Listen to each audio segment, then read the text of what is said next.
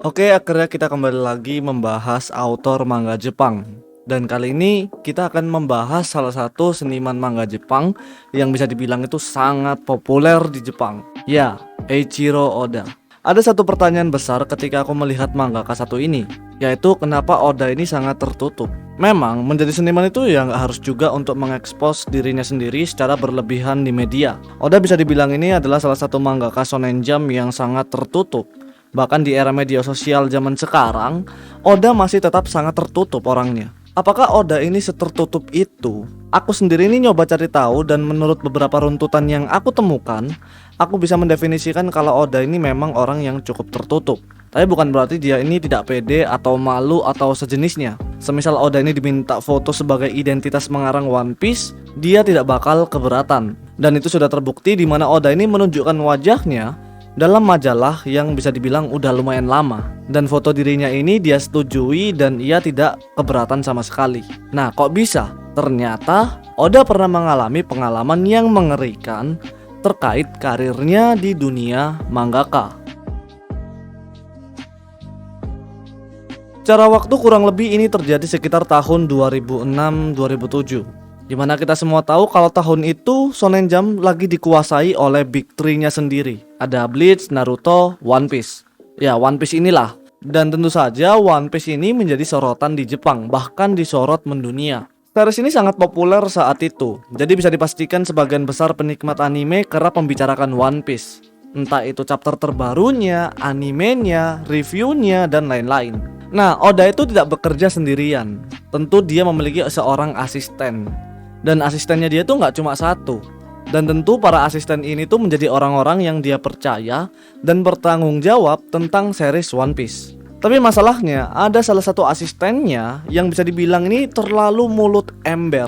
Sampai-sampai ia ini memberitahukan informasi-informasi pekerjaannya kepada istrinya sendiri. Dan masalahnya lagi, istri dari asisten ini tuh membuka informasi-informasi yang seharusnya tidak boleh ia tunjukkan di publik, di mana dia dengan gampangnya membeberkan beberapa isi cerita One Piece hingga membeberkan foto-foto anaknya dari Eiichiro Oda.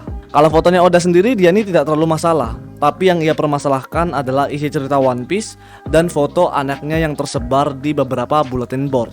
Oda bisa dibilang orang yang sangat baik pada saat itu, karena kejadian ini harusnya bisa dibawa ke ranah hukum. Tapi Oda memilih untuk mengambil jalan tengah, yaitu dengan memecat asisten tersebut. Walaupun Oda ini mungkin bisa memaafkan gitu ya, tapi asisten ini tuh udah gak layak lagi bekerja dengan Oda. Karena apa yang dipercayakan ini udah sia-sia, malah mengecewakan. Tentu sebagai asisten yang bisa dibilang mulut ember juga, kejadian ini ia ceritakan kepada istrinya sendiri sebagai pelaku yang membongkar privasi milik Eiichiro Oda.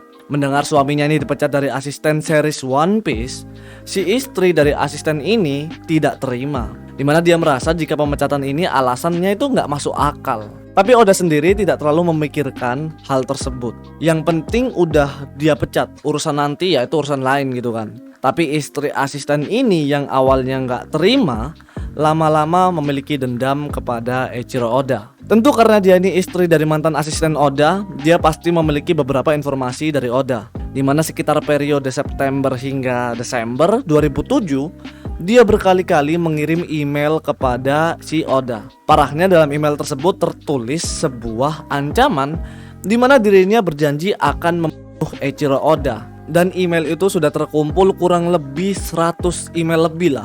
Isinya itu juga ancaman semua. Walaupun Oda ini berkarir sebagai mangaka, tapi dia juga menjadi seorang ayah gitu di rumah. Makanya email ini tentu ngebuat Oda itu overthinking pastinya, karena takutnya itu impactnya akan berefek kepada istrinya atau anak-anaknya sendiri. Tanpa pikir panjang, karena dirasa nggak nyaman juga, akhirnya Oda ini membawa permasalahan ini ke ranah hukum. Kurang lebih 7 hari kepolisian mengusut kejadian ini dan ditangkaplah seorang wanita yang saat itu berumur 27 tahun, yaitu bernama Tomoko Fukushige. Sesuai dengan permasalahannya, dia menjelaskan motif dari tindakannya. Dan ternyata memang benar, dia punya dendam kepada Oda karena pemecatan yang terjadi kepada suaminya. Dan pengadilan ini menetapkan hukuman penjara kepada Tomoko Fukushige. Walaupun tidak dijelaskan secara detailnya berapa hukumannya, intinya dia sudah di penjara. Bahkan setelah keluar dari penjara, dia juga menulis di dalam blog tentang penyesalannya dan juga tentu saja pengalamannya saat masih di penjara. Dari sini banyak yang mengatakan jika kejadian ini membuat Oda itu tidak lagi menunjukkan identitasnya di publik,